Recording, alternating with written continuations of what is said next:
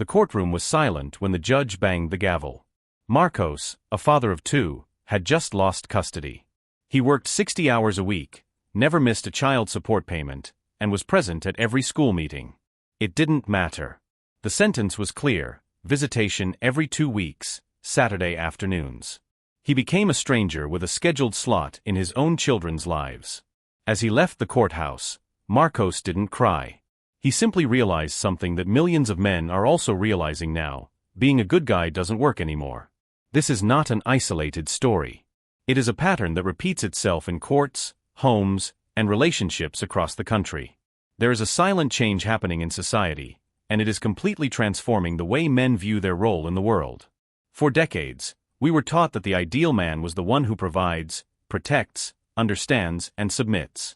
The man who swallows his pride, who accepts the rules without question, who puts everyone ahead of himself. That was the good man. But something has changed. And this change didn't start yesterday. Think about how many times you've heard that men need to be more sensitive, more understanding, more open. That they need to share tasks, accept changes, and support women in their achievements. And men did this. Many truly tried to be this new version of masculinity. They participated more in raising their children, split the bills, supported careers, were patient and collaborative. But when the time of crisis arrived, when the relationship ended or when things got difficult, what happened? They discovered that all those new rules didn't apply when it was convenient for the other side.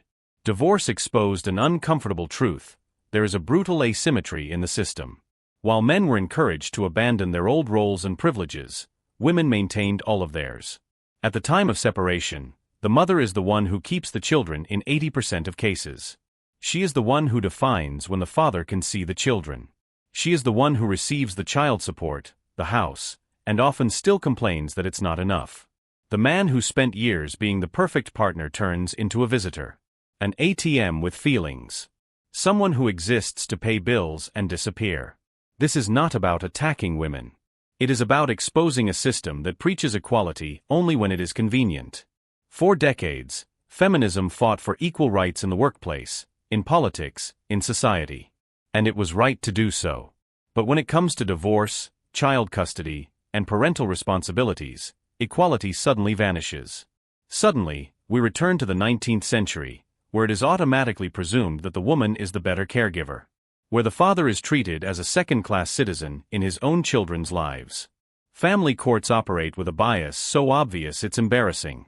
Judges presume that children should stay with the mother, even when there is no evidence that the father is unfit. Lawyers advise men not to even try to fight for custody, because the system does not favor fathers. There are documented cases of men losing custody even when the mother has a history of abuse, neglect, or chemical dependency. Why? Because there is a deep cultural belief that women are naturally better parents. And that belief contaminates the entire system. But it doesn't stop there. Parental alienation has become a silent weapon. Mothers who systematically destroy the relationship between father and child are rarely punished. They invent excuses to cancel visits, speak badly about the father to the children, and create endless bureaucratic obstacles. And when the father complains, he is seen as problematic, controlling, aggressive. The system that should protect the children ends up being used to push dedicated fathers out of their lives. And this has a name: institutionalized injustice. Meanwhile, the cultural narrative continues to paint men as villains. Movies, series, advertisements, social media, everything reinforces the same message: men are incompetent, insensitive, disposable. The father is portrayed as the one who doesn't know how to change a diaper, who forgets his children's birthday, who needs to be supervised by his wife. This representation is not harmless. It shapes how judges, social workers, and society view fathers. It creates a presumption of incompetence that men must fight to disprove, while mothers are automatically presumed competent. The emotional cost of this is devastating. There are thousands of men living in silent depression because they have been separated from their children. Men who pay child support religiously but are not allowed to participate in their children's lives. Fathers who show up at school and are treated as intruders. Men who call to speak to their children and repeatedly hear he is busy. This is not just a legal problem. It is a humanitarian crisis that no one wants to acknowledge. And you know what the cruelest part is? When these men complain, when they try to expose what is happening, they are silenced. They are called chauvinists, revanchists, resentful. As if pointing out an injustice were a crime. As if demanding true equality, not just in rhetoric, were an act of misogyny. This creates a vicious cycle where men suffer in silence because expressing pain has become taboo. So men have started to realize something fundamental: the problem is not with them. It is with the game. And when you finally understand that the game is rigged, you have two choices: continue playing and losing, or stop playing. More and more men are choosing the second option. They are tired of being good guys because being a good guy has become synonymous with being a fool. It has become letting people walk all over you while you smile and say thank you. If you are following this explanation and realizing that it makes sense, that there is a reality hidden behind the official discourses, don't forget to subscribe to the channel. Because this conversation is just beginning, and it's going to be uncomfortable for a lot of people. But discomfort is the first step toward real change. But how did we get here? How did a society that preached equality create such an unequal system? The answer lies in the last 4 decades of social transformation. In the 80s and 90s, the feminist movement gained strength and achieved essential rights. Women entered the job market, achieved financial independence, and broke educational and political barriers. These achievements were fair and necessary. No sensible person disagrees with that. The problem was not what women gained. It was what men lost without any compensation. While women advanced in labor and social rights, family structures continued to operate with the same antiquated premises. In family courts, nothing changed. The maternal presumption remained untouched. Alimony laws stayed the same. The custody system continued to automatically favor mothers. In other words, women gained all the rights of men, but maintained all the privileges they always had. And the men? They lost their old roles without gaining anything in return. This created a generation of confused men. They were raised hearing they should be providers, but then were told that was chauvinism. They were taught to protect women, but then that became paternalism. They learned they should lead the family, but that became authoritarianism. Every traditional masculine behavior was systematically deconstructed and demonized. And when men asked, "So what should I be?" the answer was vague: be sensitive, be a partner, be understanding. But these instructions never came with guarantees. Marriage became a deeply disadvantageous contract for men. Statistics show that 70% of divorces are initiated by women. And in most of these cases, it is the man who loses out financially and emotionally. He loses access to his children, loses assets, loses the house, and is still left with the obligation to support his ex-wife for years. Meanwhile, she rebuilds her life with another partner, often living in the house he continues to pay for. Is there any logic in this? Is there any justice? Men began to realize that the rhetoric of equal partnership was just that, rhetoric. In practice, when convenient, women invoked traditional privileges. Did they want to split bills? Only until the divorce. Did they want to share decisions? Only until they disagreed. Did they want equality in raising the children? Only until the separation. This selectivity revealed that many people did not want real equality. They wanted advantages without responsibilities. They wanted power without counterpart. And then something interesting emerged. Men started to withdraw. They stopped pursuing serious relationships. They stopped getting married. They stopped having children. Birth rates plummeted in developed countries. Young men are increasingly uninterested in long-term commitments. Why? Because they did the math. They saw what happened to their fathers, uncles, friends. They saw men emotionally and financially destroyed by a system that treated them as disposable. And they decided the risk wasn't worth it. This phenomenon has a name: MGTOW, men going their own way. It is not an organized movement with leaders or a manifesto. It is an organic response from millions of men who have simply given up trying to please a system that does not value them. They focus on careers, hobbies, friendships, travel. Casual relationships, when they happen, are purposefully kept superficial. Because the more you get involved, the more vulnerable you become. The more you invest, the more you have to lose. And men learned this lesson the hardest way possible. Society reacted with scorn. They called these men failures, immature, selfish. They said they are afraid of commitment, that they are infantile, that they haven't grown up. But this criticism completely ignores the context. These men are not afraid of commitment. They are afraid of destruction. They saw commitment used as a weapon against them. They saw kindness exploited. They saw dedication rewarded with institutional betrayal. And they made the rational decision to protect themselves. Meanwhile, another group of men chose a different path. Instead of withdrawing, they decided to fight. They organized support groups for divorced fathers. They created movements for fathers' rights. They started pushing for legislative changes. They denounced the bias in family courts. They exposed cases of parental alienation. They documented the hypocrisy of the system. And guess what happened? They were called hate groups. They were accused of misogyny. They were marginalized and ridiculed by the media. This is the reality that no one wants to admit. There is an institutional resistance to the idea that men can be victims. The dominant narrative only allows one role for men, the oppressor. Any attempt to humanize male suffering is seen as an attack on women. Any effort to create real equality is interpreted as an attempt to reverse feminist gains. This is not justice. It is tribalism.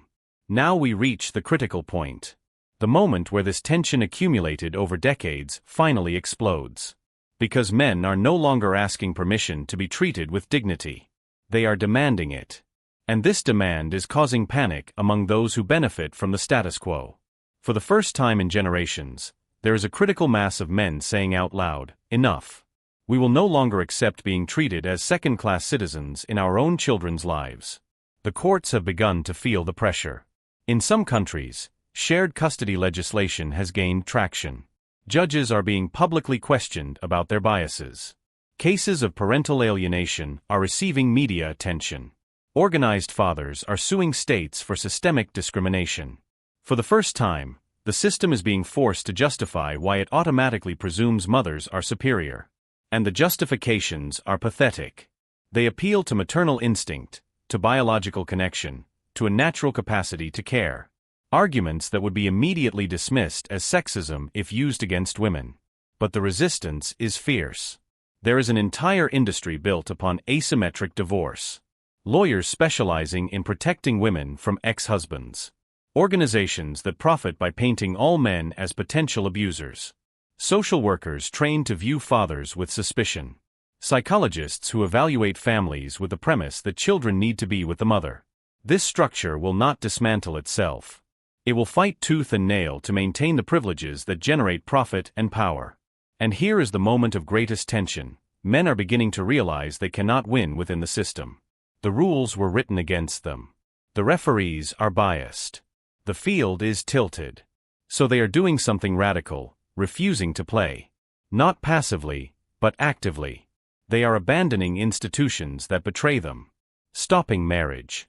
Avoiding having children within structures that can use them as hostages. Building lives outside of the traditional models that punish them. This deeply frightens society. Because these institutions depend on male participation. Marriage needs men willing to take asymmetric risks. The nuclear family needs fathers who accept being marginalized. The child support system needs men working to support homes from which they have been expelled. When men begin to refuse these roles en masse, the entire structure begins to crack. And the cracks are appearing. Marriage rates are in free fall. Fewer and fewer men want to make formal commitments. And when questioned, they are honest. The risk does not outweigh the benefit. Why get married if divorce will destroy your life? Why have children if you might lose access to them? Why build a family if it can be used as a weapon against you? These questions have no satisfactory answers. And the absence of answers is transforming behaviors. Women have started complaining that they cannot find committed men. That everyone only wants fun without responsibility. That no one wants to build something serious anymore. And they are right. But they cannot understand why. They think it's masculine immaturity. That men have lost their sense of responsibility. That the current generation is weak. But it's none of that. It is self-preservation. It is the rational response to a hostile environment. It is the direct result of decades of treating men as enemies. Here is the truth that hurts. You cannot spend 40 years saying that men are the problem and then be surprised when they withdraw. You cannot build a system that punishes kindness and then complain that there are no more good men. You cannot preach equality while maintaining privileges and expect no one to notice the hypocrisy. Actions have consequences. And we are living the consequences of decades of anti-male policies and narratives. Men are not tired of being good guys because they have turned into monsters. They are tired because being good became synonymous with being exploited. Because kindness was interpreted as weakness. Because every time they reached out a hand, it was bitten. Because every time they opened their hearts, it was trampled. Because every time they trusted the system betrayed them. So they stopped. And now society is in a panic because it realized it needs them. The irony is cruel. For years, men were told they were disposable. That women didn't need them. That they could do everything alone. And men believed it. So they stepped aside. And now, suddenly, there is a crisis. There is a lack of husbands. A lack of fathers. A lack of committed partners. And the blame falls on men again. For not taking on responsibilities that were systematically used against them. For not entering into contracts that are legal traps. For not sacrificing themselves on altars that despise them. But something interesting is happening. For the first time, men are not accepting the blame. They are pointing to the mirror and saying, "Look what you created. You built a system that hates us. You passed laws that punish us. You created a culture that ridicules us. And now you want us to keep participating as if nothing happened? No. We will not do that. You created this problem. You solve it." This collective refusal is the climax of this social transformation. It is not violent. It is not organized. It has no leaders or manifestos. It is simply millions of men saying no at the same time. No to unjust marriage. No to risky fatherhood. No to institutionalized exploitation. No to the role of the disposable provider. And this no is echoing throughout society, forcing conversations that have been avoided for decades. Forcing admissions that no one wants to make. Forcing changes that should have happened a long time ago. So what is the solution? How do we get out of this deadlock? The answer is both simple and incredibly difficult. True equality.